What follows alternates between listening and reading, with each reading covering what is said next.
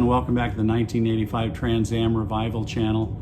So this video has some highlights of my carburetor rebuild, and first off, a disclaimer, I did a functional clean on this thing. I did not soak it in a tank for days. I did not scrub it for hours and hours. I just basically took some carburetor cleaner and some brushes and cleaned it up and rebuilt it with the parts that I had. So that out of the way, before we get into it, please like and subscribe to the channel if you haven't already. And at the end of the video, I do some timing, and I think I've got it set pretty good. It sounds good, it runs good, and I've driven it a few times since I put it back together. And at the end of the video is also a kind of a montage of the engine bay revival. So far, the project is going as planned, which is really no plan at all. I'm just doing what I can when I can, and I appreciate your patience between the videos. I do as many as I can for the time that I have. So I hope you're enjoying them, and let's get on with the video. Thanks.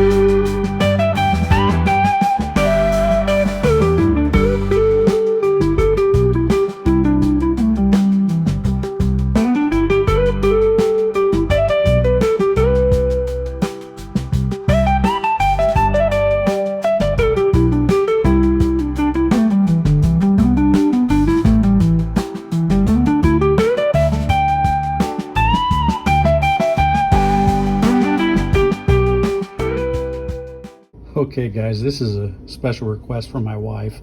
Every time she'd look in the engine bay, she would point out that the radiator overflow bottle looked awful. So for $40, I'm gonna make her happy. And then, I don't know what the cap was. I bought a new cap too, so there you go.